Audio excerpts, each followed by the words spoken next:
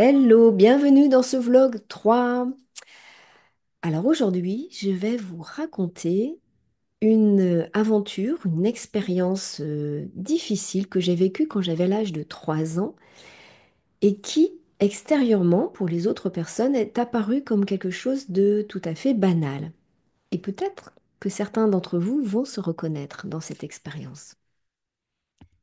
Ma mission, c'est de reconnecter l'habitant à son lieu de vie et une connexion qui permet à l'énergie vitale de se déployer. L'énergie vitale de l'habitant autant que l'énergie du lieu, c'est ça. Maintenant, je vais vous faire part d'une expérience qui m'est arrivée quand j'avais l'âge de 3 ans et demi, presque 3 ans, 3 quarts. Cette année-là, je fais ma rentrée, euh, je suis entrée en petite maternelle. Et j'avais une sœur de 14 mois de plus que moi donc 1 an de plus, mais 2 années civiles. Elle avait déjà fait 2 années d'école maternelle. Et on m'avait vendu l'affaire comme étant quelque chose de joyeux, dans un lieu très sympa, avec plein de jeux de jouets qu'il n'y avait pas à la maison, plein d'autres enfants. Et bon, ma foi, j'étais assez partante. Mais ça s'est pas passé comme ça. Quand je suis arrivée à l'école, j'ai senti mon corps se crisper. Mes poings se sont serrés, mes mains se sont fermées au fond de mes poches. Mon corps s'est comme contracté. Ma respiration est devenue très petite. Et mes yeux, par contre, se sont écarquillés. En fait, je ne reconnaissais pas les lieux, évidemment, je les découvrais, mais je ne reconnaissais pas d'ambiance, pas de... Ouais, j'étais comme si j'étais plongée à l'autre bout du monde. Et il y avait beaucoup de bruit. Les chaises que les enfants poussaient, les objets déplacés. Il y avait surtout cette odeur spéciale. J'ai su après que c'était l'odeur du désinfectant, du nettoyant. Il y avait, et puis des jouets, des objets neufs que la maîtresse avait installés. Il y avait ce fonctionnement et puis il fallait aller faire pipi tous ensemble dans la même pièce et il y avait tout d'un coup plus aucune intimité. Il y avait plus non plus, on pouvait plus, voilà, je me retrouvais pas. Et ça a été très difficile, très éprouvant. Et je pense que c'est le cas de beaucoup d'enfants et que c'est démultiplié pour tous ceux qui sont hypersensibles, c'est-à-dire ceux dont les émotions se mettent à prendre de l'ampleur démesurément jusqu'à envahir tout l'espace psychique et contracter le corps. Donc c'était une petite école de village, il n'y avait pas de cantine, on rentrait à la maison le midi et donc je suis rentrée à la maison et arrivée à la maison, j'ai switché.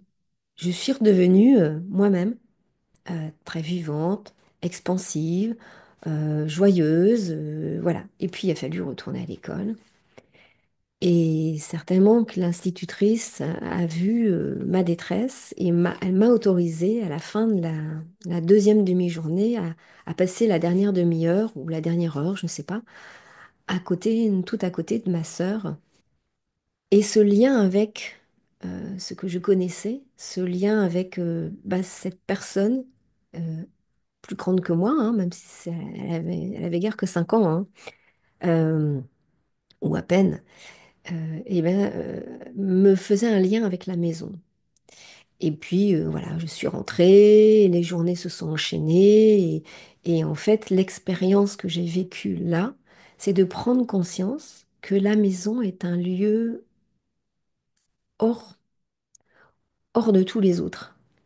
C'est un lieu de ressourcement.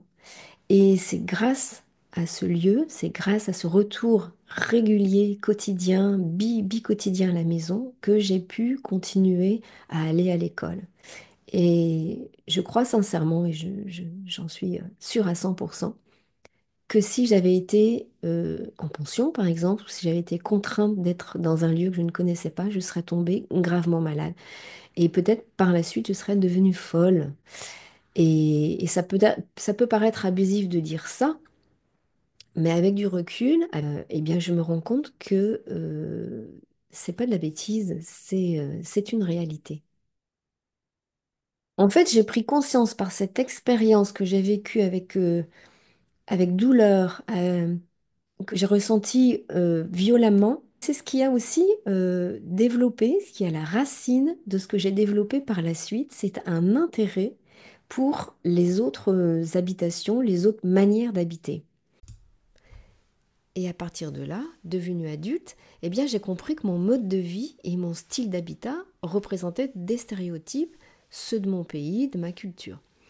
Alors que rien qu'en France, j'ai pu explorer des lieux d'habitation complètement atypiques, comme par exemple des péniches pour les mariniers, dont l'habitat est également l'outil du travail, ou alors des caravanes personnalisées pour les circassiens, les gens du cirque.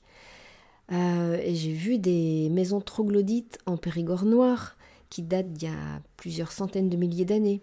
Et à travers le monde aussi, des huttes au fin fond de l'Afrique ou de l'Amazonie, des yourtes en Mongolie, ou un grand appartement au sommet d'un gratte-ciel à New York, ou encore une maison complètement atypique en Laponie. Que développer la sécurité, le confort, la capacité à lâcher prise, à être authentiquement soi, ce sont les trois racines qui font que toutes les démarches que l'on peut faire ensuite, en aménagement, en décoration, en organisation de l'habitat, tout ça doit tenir compte de ces racines-là.